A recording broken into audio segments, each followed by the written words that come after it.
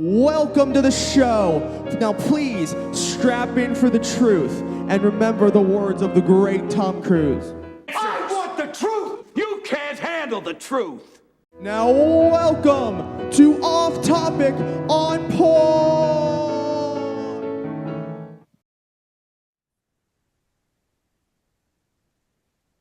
Well, good morning, good afternoon, and good evening to everyone across the world, really, I guess. All of our OTOP watchers and listeners. It's time for another episode here, and we are actually Rob Looperless tonight. So we have joining us James Aldridge and Travis, and I forgot your last name, Travis. Shame on me. What? Tell me your last name again. Griffin, and it's such a hard name. Actually, it's a wonderful word too. It's kind of got a lion-heartedness to it. So Travis and James, how are y'all doing this evening? Fantastic. A lot of stuff going on in the news. So, man, all I know is God is good. He's in control, and no matter what's going on, gotta keep the faith. You know. Yeah, absolutely. Trav, what about you? everything's good on my end. All right. Just excited to watch the Bible unfold. Excited for what now? I'm excited watching the Bible unfold. Oh, right. Oh, yeah, in history. Yeah, exactly. History Like, as it moves forward. Yeah, I hear you. That's a good point. I hear you. Well, tonight I think I've just been, confused really as to how we're going to find any content to talk about tonight. Right. Nothing going on. Nothing. How benign everything has been. Yeah, maybe a good cat video with what kind of a cat video. Yeah, that's the old rule. Right. So I think based on our discussion, we're gonna be visiting Venezuela, not literally, but we'll visit the subject matter of Venezuela, and why is there such a hubbub going on about it right now?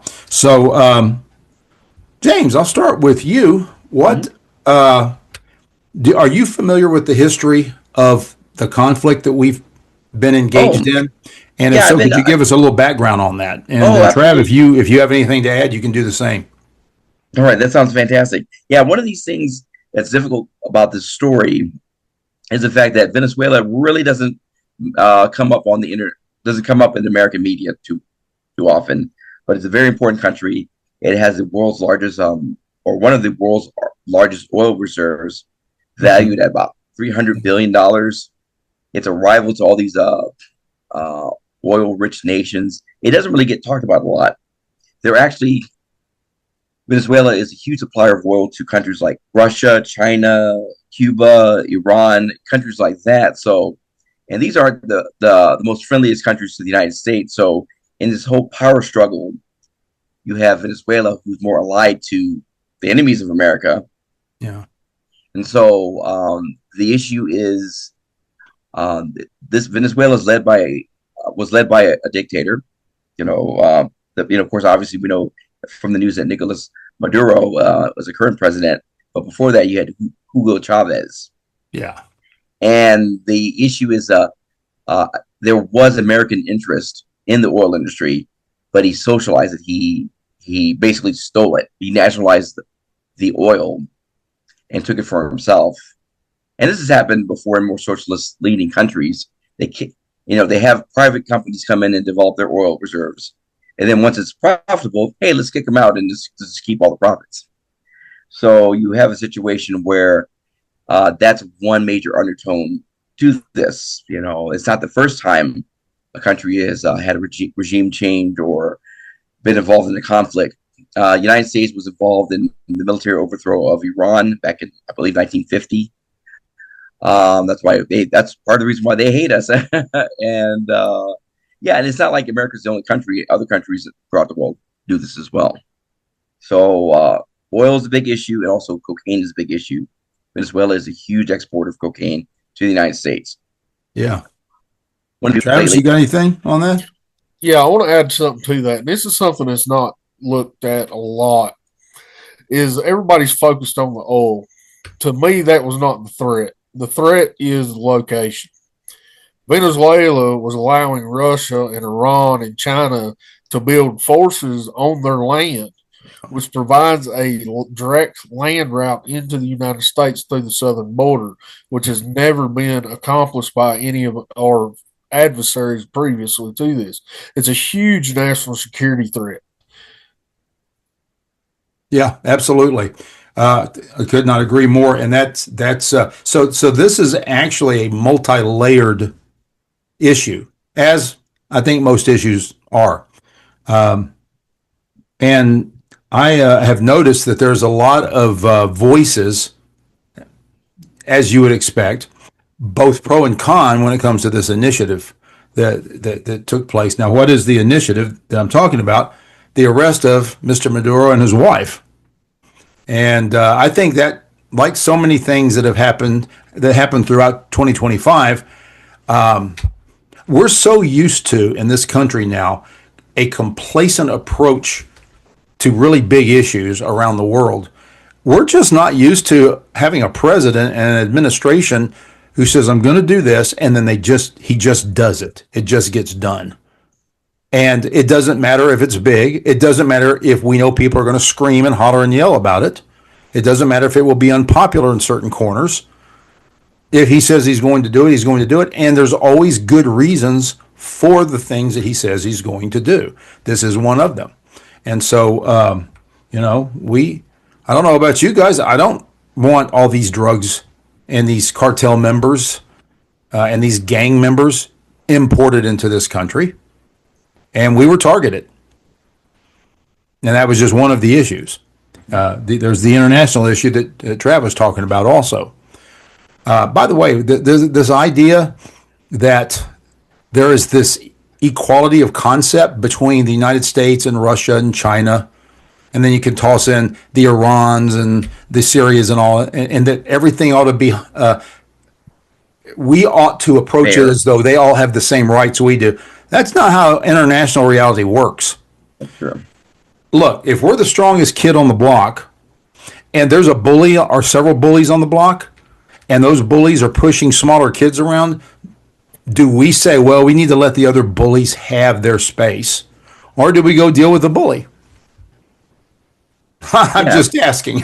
Yeah, we absolutely deal with the bully. Where does this ethos come from that we've somehow got to play nice with the entity that made sure that there was a pandemic several years ago? Right, exactly. I mean, and there's other things I could talk about. Yeah, the thing is, I think the ones that scream and cry for equality the most are the ones that are weaker than the United States. I mean, of course, you want the biggest kid on the block to restrain his strength because that's how you get ahead. Well, the bullies themselves don't like it. Right, exactly. Exactly. You don't, if you're the biggest kid, you don't negotiate with bullies. You deal with them. You take them out. Right. Yeah. And all right. Yeah. Go ahead. So we kind of have some background then on the conflict. So what, Trav, do you have some comments on what's happened then yesterday and into today? Well, I know that they've got Maduro now in a cell, which happens to be the same facility that Diddy's in. Found that it would be. Right. I didn't know that. Yeah, Brooklyn Detention Center. More news. Yeah, they take all sorts there. And Ghislaine Maxwell, the associate of Jeffrey Epstein. She apparently was at all the high profiles go. Okay. So, and he's been charged. I seen that some reports are saying that they're trying to get the VP's standing up to take charge, but I've also read conflicting reports that say that she fled the country. Oh, really? Okay. Is it VP Delcy Rodriguez? Yeah, something like that. Yeah, and so we don't even know if she's there. From feeds coming out of Venezuela, like, it's pretty calm. Yeah. The people are excited. They're happy. They're celebrating. I've seen videos. They're out in the streets and they're praying and worshiping, and it's just amazing. And then to go, I want to, I guess, lead into this is the United States and some of the Western countries. If you turn on the mainstream media right now, you would think the world's mad about it. Yeah. Yeah, of course. And it's really Yeah. just all five of them that are mad about it. Right. Yeah. Because the thing that's Go ahead, James. no, I was saying that the thing about this story is that you have the woke left mob, and they have called for things like, well, we need to go into Israel and capture Benjamin Netanyahu, the prime minister, for his war crimes. There are countries that have sought to arrest and charge Benjamin Netanyahu, prime minister of Israel, for military actions in Gaza. There's actually charges. If he leaves the country of Israel and goes to other countries, they can arrest him, because that's how serious that they've charged him and taken the stance, the pro-Hamas stance on that conflict. So there's people in America that say, yeah, we need to do that. We need to go and take out the prime minister of Israel and bring him to justice. But when the United States does it to a known dictator who's killed protesters, who's seized elections, it's like, oh no, we can't do that. That's so mean. How can you invade another country, a sovereign nation? That's how mean of you, America. Hypocrisy at its finest. When you are not a person or persons of principle, you are by default a person of preference or persons of preference. Yeah. So that's the dichotomy. So if you're not letting principle guide you, then whatever you prefer in a particular situation is what you're going to scream about or champion. So that's why, and that's a duplicitous person. Mm-hmm. Unstable in all he does. Like that's correct. A double-minded man is unstable in all his ways. Absolutely. Well, the interesting part about this, and I've been studying this by watching other podcasts and stuff that are live on the ground where these events are taking place. And they're going up and talking to these people. They know them by their name, and they can tell you who they work for, who's paying them to be there. And if they see, somebody from a conservative, right wing, whatever, more leaning podcast, they just completely shut down and do not speak. And he was one of the guys I was watching. He was standing beside them, saying, "This is so and so. They work for so and so. This is who pays for it."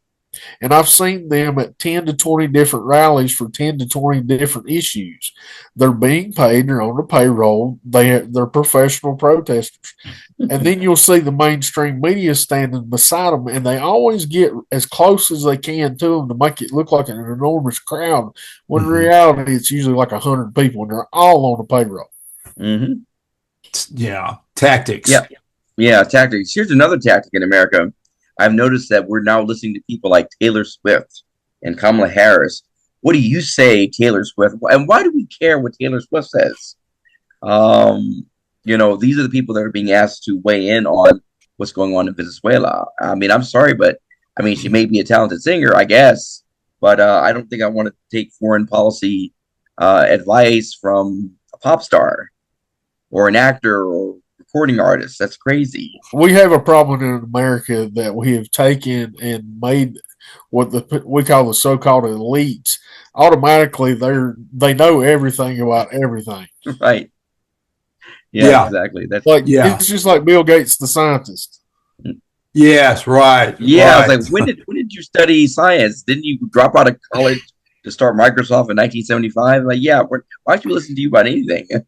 Well, then there's even Bill Nye, the science guy. Yeah. He doesn't even have a science degree. Yeah, I think he may have studied like mechanical engineering, but he's not a. He's got a bachelor's degree. Science. Yeah.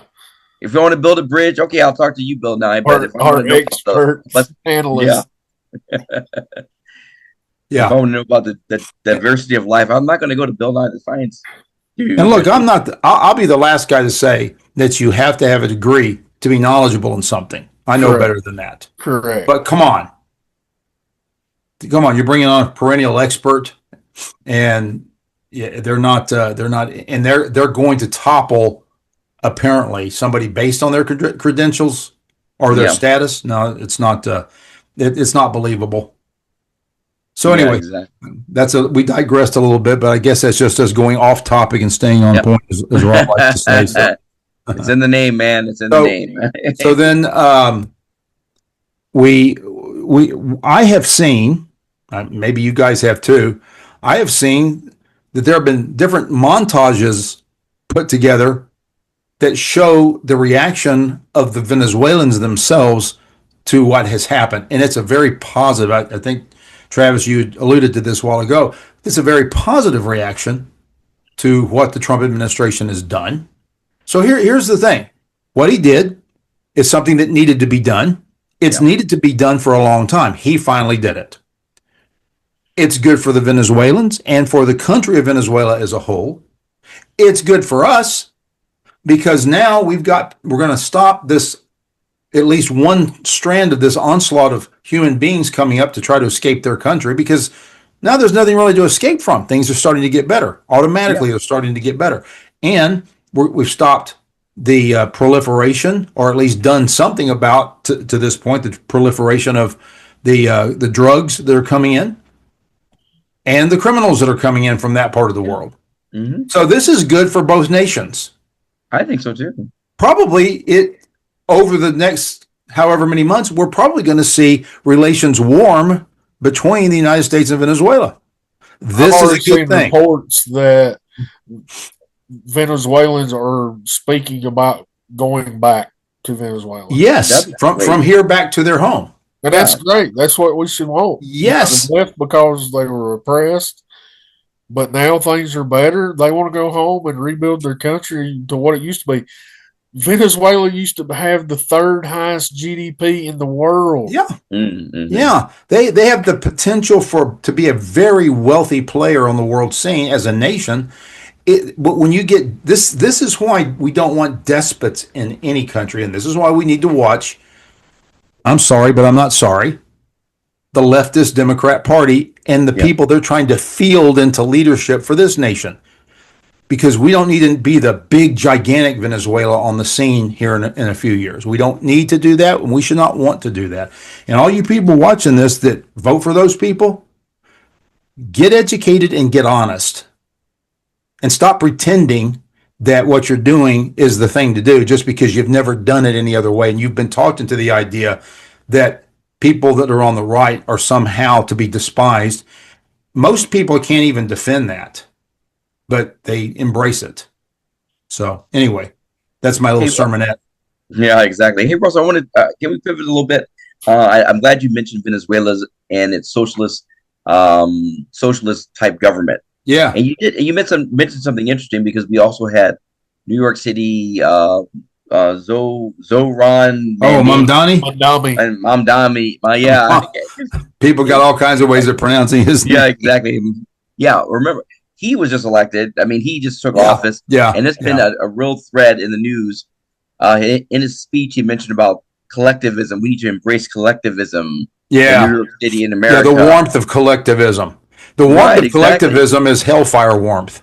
Right. So yeah, exactly. And it's interesting because one of the things that I don't always agree with Catholic Bishop Robert Barron, but he mentioned that this has been tried before. It doesn't work, in the Soviet Union, and now we can look at Venezuela. This whole socialist approach. It works, but it only works for the people in charge. Yeah, for about 12 people. Right, exactly. It doesn't work for the people, the masses. Mm-hmm. And so we can see an example. Okay, this is what happens when you elect people like Mamdani. Thank you. I can never get it. When you elect people like this individual, and these are the people in America saying, "Yeah, that's what we need. Yeah, we should point to the people of Venezuela and say, hey, this is why we just took their dictator. Their dictator. What you want, or what you're saying you want." Yeah. The problem is they're saying they want it. The problem when they get it, they're not going to be saying that. Yeah, exactly. No. And you have one shot to not be stupid when it comes to this kind of stuff. Right. And people don't take that shot over and over again. I'm talking about dumb Americans now. Yeah. Don't take that shot. They take the shot to be dumb. Yeah, exactly. And we saw that, and forgive me, New Yorkers who voted for him up in NYC, but that's what you did. Yeah, And and you're going to be sorry. yeah, because socialism leads to dictatorship. Absolutely this guy, right. Yeah, this guy is going to be the dictator of New York, shutting down businesses. He's already forcing landlords to freeze rents. He sees evictions and things like that. If you can't make money in real estate in New York, you're gonna sell your properties and you get out. New York's going to be, I hate to say it, but a hellhole, because no one's going to want to invest in quality housing or a business or employers if they're going to be overtaxed. Well, it's my full belief this is all by design, and I'll tell you why. New York City, and we can go back to 9/11. New York City is a symbol of power, and especially in finances. It's Yeah, that's true. Wall Street, Madison Avenue, all that is there. Yeah. You go in and you let this guy just ruin it. Just taking out New York City alone would be a massive blow to the United States. Yeah. So do you, Travis, do you think that the election was rigged in New York? Absolutely. Yeah. So maybe the New Yorkers aren't coming out. And here's another point. I've got to verify this, but I would say it's probably true. They're saying that the voting machines came from Venezuela. Are you serious? That'd be interesting. Yeah. So, I think where they're leading with that is if Maduro will seem like a canary, and he's got a lot to say. Yeah, that'd be interesting. Feel what he said. Yeah, see what he testified. It would be. But we've seen election fraud everywhere. New York City is packed full of illegals. They're everywhere. Yeah. Right. They're issuing them driver's license and allowing them to vote, even if it wasn't the machinery, if it was just a simple fact that they issued voting rights to non-citizens of the United States. Right. Good, well, they did. The reason why they lost New York City was not because of the citizens of New York, but because of the people they brought in. That's exactly how Ilhan Omar got elected in Minnesota. That's a very good point. So maybe not everybody in New York City is as dumb as all that. Maybe there's forces in play that are being manipulative, just like, forgive me, but I do think that we happened to see that in 2020. So yeah, well, yeah, the truth always comes out eventually. Yeah. And I think that's why the left is so scared, because we're going to find a lot of people with their hands in the pocket. Yep, exactly. Well, may God bless the Trump administration as they're pursuing down this venue. Absolutely. There was a lot of fruit was born in 2025. Yeah, and exactly. So may God just allow more to be exposed and dealt with. But I want to add one thing about Venezuela. Yep. Yes. When you finish up here. Yes. I saw an article saying that the pastors have been released from the prisons in Venezuela, and they're expecting a massive revival to get ready. Oh, wow. Wow. See, I wasn't even aware that there had been all that imprisoning of pastors there. Look, they don't allow Christianity into the dictatorship. Yeah. Exactly. I just didn't think about it. That's really something. That's something for us to keep our eyes on. Maybe we'll go back and talk about that. I watched a video just a few hours ago, and it was people in the streets of Venezuela reciting the Lord's Prayer. Amen. And I mean, it was just a massive amount of people. So, wow. It's one of those situations. Not only is this a victory from a worldly view, but from a spiritual view also. Yeah. Amen. Amen to that. Yep. Exactly. Well, guys, I think that brings us to our just about how much time we had to devote to this. And I appreciate both of you guys on behalf of Bob. I know he appreciates you guys being here. I'm sorry, Travis, what? I said, thank you for having me. Oh, yeah. Anytime. Listen, we got to get you guys on here as frequently as we can. You guys are, I'm sure the audience out there has perceived already, you guys are a wealth of knowledge. And we need to tap into that wealth because we're greedy people. No, we're not. Drill, baby, drill. That's right. Drill into those brains. But I do appreciate it, and Rob appreciates you guys being on here. And this was really good stuff. Thanks for Thanks for being prepared and for having good information on this topic here. We'll keep our eyes peeled and we'll continue to watch, right? We What's will. going on the world scene here with regard to this and the other things we've been discussing. So I guess that will do it for this evening. We don't have Rob here, and he is the guy who does the Mountain Mowers commercial. So we'll just say we still love them, and probably of the three of us, the one that loves them the most is Travis, since he lives in the general area where they are. So they are still our sponsors for this podcast. So Travis and James, thanks a lot for everything once again. And for you people that are in our listening and watching audience, if you would take a moment to like and to share and to comment and join this podcast here. We'd like to spread the message far and wide, and we'd love to have you on board. Don't forget that you can also email us at otop. Well, now I'm forgetting the email address. Give me a second here. It's OTOP. Well, I'm just going to default to look. We'll put it at the bottom. Pop the screen at the bottom, and we're going to have it down there. Yeah, we'll put in the comment section. The only reason I'm forgetting is because I'm supposed to remember. If I didn't have to remember, I'd remember with no problem. Mm-hmm. That's what happens when you get older. But yeah, feel free to call to email us, but also we would request that you do the other things that I just mentioned, and let's help spread the logarithms or encourage the logarithms to spread the message far and wide as far as this podcast is concerned. We appreciate y'all. Appreciate everyone that watches. We love you. We say God bless you. And until next week, y'all have a great first full week of 2026. God bless.